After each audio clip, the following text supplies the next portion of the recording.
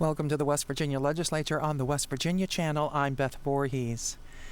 This morning in the House chamber, the Committee on Judiciary is holding a presentation on House Bill 3093 to establish broadband enhancement and expansion policies. The bill moves the existing Broadband Enhancement Council into a new chapter and sets forth additional duties and responsibilities for the council. The bill additionally authorizes the establishment of cooperative associations for the purpose of obtaining Internet services. It also establishes new policies and protocols for microtrenching and make-ready pole access. Finally, it makes it an unfair and deceptive practice for an Internet service provider to advertise or contract for up to speeds.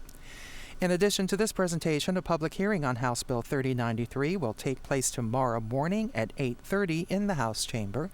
You can tune in to that hearing tomorrow morning here on the West Virginia Channel. The bill is expected to be taken up on Friday's meeting of the House Judiciary Committee. The House Judiciary Committee's Vice Chairman, Delegate Hanshaw, will be leading this presentation this morning, and will join it as soon as it gets underway.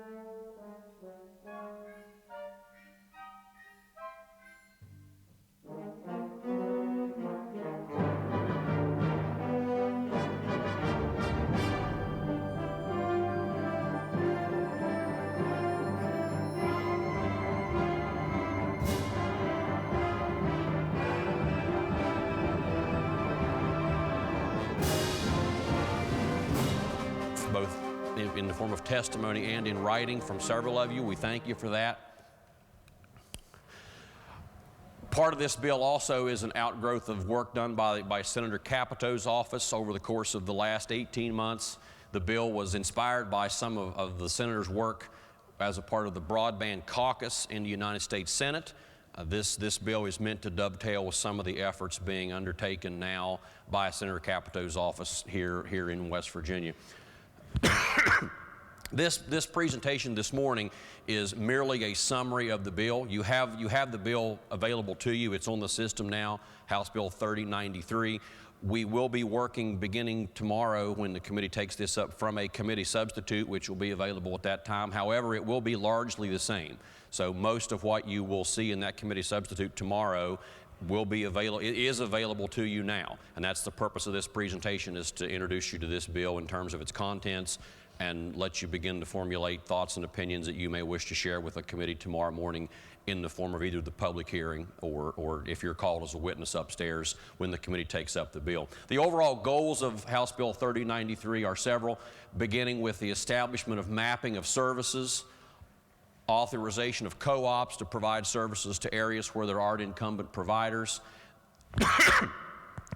expediting the deployment of service into certain areas, protecting consumers from certain kinds of advertising, and being able to do all of those things without creating additional burdens on the taxpayers of West Virginia. Some of the things we've heard about all the bills that have been considered by both houses of the legislature this year is that we need revenue neutral solutions to problems or revenue positive solutions to problems. This is such a bill. There are 5 articles to this bill. It addresses various chapters of the state code, but in these 5 articles, are a series of things that grew out of our interim study committee designed to provide an overall advancement of the provision of service, beginning with the Broadband Council. So the council is an existing entity. The Broadband Council exists now as a unit of state government. One of the roles that it plays, and largely its role, is to be that of a policy sounding board, sort of a think tank entity for broadband service in West Virginia. Under this bill, that council gets a little more to do. That council is moved into a new chapter, Chapter 31G of the code.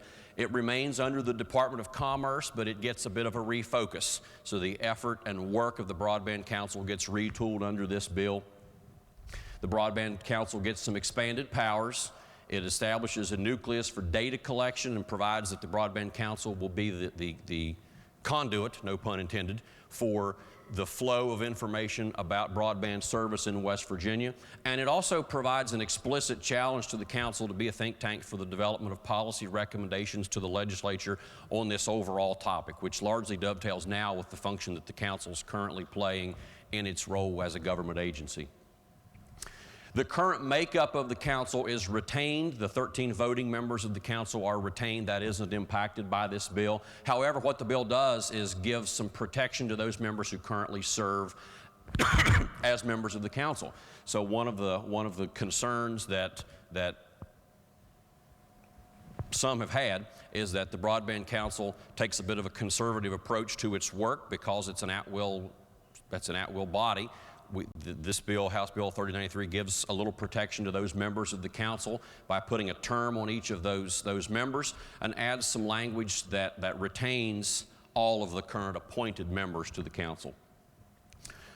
House Bill 3093 rewrites certain sections, again, to make clear that there is a think tank role. So that is not to be lost in this bill at all. So that role of the Broadband Council as a sounding board and a think tank for the development of policy recommendations with respect to development and deployment of service is entirely retained. In fact, even arguably expanded, because we, the legislature, through this bill, are now charging that council explicitly with the development of policy recommendations to this body and the Senate.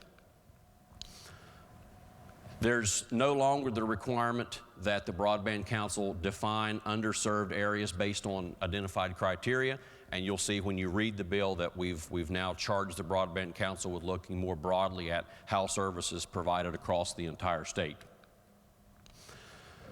Mapping, Section 6 is a new section, and it provides that the council will establish a mapping program for broadband service in the state and publish an annual assessment and an available map of service coverage in West Virginia. We've heard some horror stories about individuals who have located to West Virginia based upon available service maps that are floating around out there in the proverbial ether, if you will. And then upon arrival, learning that service may not be as depicted upon a map, and after some economic investment's already been made, it's difficult to retool that investment into something that's worthwhile. We've charged the Broadband Council here with the maintenance of such a map that gives potential business owners in West Virginia who are looking to locate here a definitive tool that they can use when making decisions about where to locate a facility. The mapping is intended to reflect data rate, speeds, and capacity based upon data provided by a variety of sources. So one of the key aspects of the bill is that any and all have an opportunity to participate in development of that. So the bill envisions that input into the development of this tool would come from industry providers, it would come from consumers, it would come from all parties who have available data that the Broadband Council can consider. So more data is always better, more data is always beneficial, and this bill gives the Broadband Council the opportunity to get that data from anyone who's willing to provide it. The council retains its ability to hire expert consultants. That was nothing about this bill is intended to diminish the role of the Broadband Council. In fact, it's explicitly designed to expand the role of the council, and it does add a new subsection requiring transparency in that hiring. Section 9 of Article 1, collection of data, makes it clear that this is a voluntary program. So the bill doesn't provide or doesn't impose any kind of an affirmative obligation on anything or anyone but the Broadband Council. So those who wish to provide data have an opportunity here to do so, but there's no affirmative obligation that anyone actually take that step. Data can be submitted by providers, data can be submitted by consumers. The council will be empowered to consider data from whatever sources it can get it. More data is always better. We have specifically exempted that data, however, at the micro level, at the level of the individual or provider submitting it, from Freedom of Information Act requests. We want to make a point here of protecting people's individual privacy and make it clear that folks have the opportunity to provide what's contemplated by this bill without the fear of being reached by the Freedom of Information Act. Section 10 provides for political subdivision cooperative associations. This is a new section. This is a new section which lays out a pilot program for a small number of political subdivisions in West Virginia to pursue the co-op service model. We see this in other parts of the country, and this is important because we've been made aware, largely through cooperation with Senator Capito's office, of a significant pool of untapped monetary resources which exist for the provision of service by cooperative associations. So this and the following article are intended to do exactly that. Section 11 provides for a voluntary donation and easement program, and this is exactly what it sounds like. Entities that have easements across real property in West Virginia where it makes sense to lay a conduit or provide access for any provider to extend service may do so here through a voluntary donation program for example, abandoned pipeline rights-of-way, railroad rights-of-way, any kind of other structures that are out there. We've learned through our interim study committee that it makes sense to take advantage of some of the existing rights-of-way that are sitting out there unutilized right now. This bill provides an opportunity to facilitate the donation of those kinds of existing easements where they are over to entities which can facilitate their use. Section 12 makes it explicit that the Broadband Council can accept grant money. So we know that there are sources of monetary resources out there that are going untapped. We want to be sure that we aren't leaving any of those resources on the table, and we've done that by explicitly authorizing the acceptance of those resources here in Section 12 of the bill. That brings us to Article 2, Cooperative Associations. This is a new article. It's modeled after something very old. While this may be a very new area in terms of telecommunications, it is a very old area in terms of how it works in our economy. We've had provisions of our code which authorize agriculture cooperatives for decades. And We've extended that model now in the code over to provide an opportunity for individuals who wish to do so in groups of 20 or more to form cooperative associations for the provision of telecommunication services, to provide broadband services as a co-op entity. This is intended specifically to spur development in rural underserved areas and provide these entities access to USDA grant funding. The minimum number for those associations is 20 qualified persons. So we do have some baseline here for what it takes to form one of these cooperative associations. We need at least 20 things involved. Now those things may be individuals, they may be businesses, they may be individuals and businesses working together in a community. By whatever form they take, when 20 users are willing to come together to do this, we've provided a vehicle here by which they can take advantage of the cooperative association model, again modeled after what we see in agriculture. They're explicitly required to be nonprofit entities. Nonprofit entities. So if an organization forms, it must form pursuant to this section of our code. It must be a nonprofit entity. Article 3 brings us to conduit installation. This was perhaps one of the most surprising things to me as a result of our interim study committee, the concept of microtrenching, which was a new word for me. I had to learn that word as a part of our interim study committee, but this section of our code, if adopted by both houses, will authorize the practice of microtrenching in West Virginia, which will mean the development of very small trenches in which we can lay the kinds of infrastructure that's necessary to expand connectivity here. This bill provides that trench dimensions can be no greater than 3 inches wide with a depth of between 12 and 24 inches, but yet still be subject to all of the otherwise applicable state and local permitting and licensing requirements. So anywhere there's a permit required by a state or local government entity, that requirement is retained. We've simply taken away an otherwise seemingly inapplicable requirement that infrastructure be buried to a greater depth. We learned from our interim study committee that other parts of our country, larger municipalities, are proving that requirement really isn't necessary, so we've authorized it here in West Virginia. Article 4 is make-ready pole access. Article 4 sets forth Article 4 puts out an expedited process for allowing those entities which wish to connect to existing poles to do so in a bit of a quicker manner.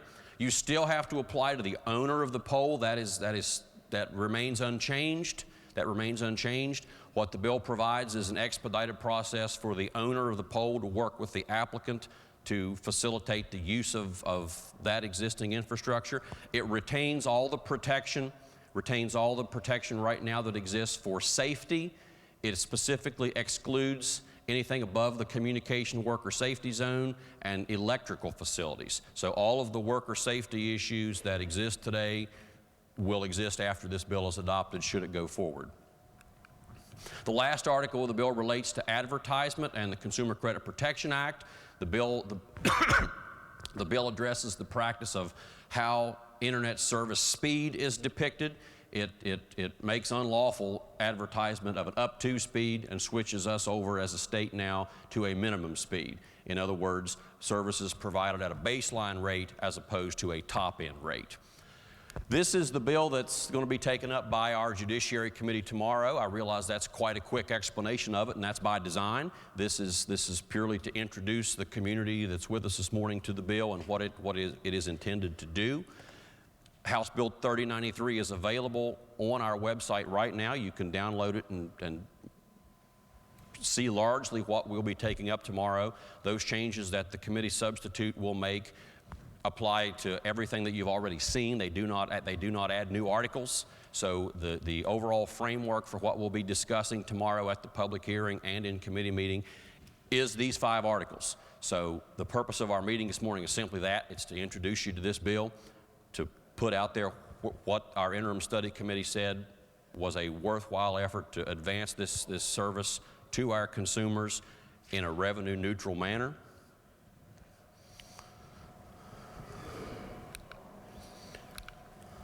We will start tomorrow morning here again at 8:30. There will be a public hearing. The sign-up sheets will be available here tomorrow morning beginning about 8:15. We would welcome comment and input from anyone who has thoughts on anything we've presented both this morning and in the bill. And with that, I know a number of you have to be getting upstairs to committee meetings. We thank everyone for coming this morning, and we will look forward to your input tomorrow. Thanks very much. A presentation by Delegate Hanshaw, the Vice Chair of the Judiciary Committee in the House of Delegates, a presentation on House Bill 3093 to establish broadband enhancement and expansion policies. We will carry on the West Virginia Channel Live the public hearing planned for this bill tomorrow morning at 8:30 in the House chamber here on the West Virginia Channel. We will be back at 11 for floor sessions from the House and Senate.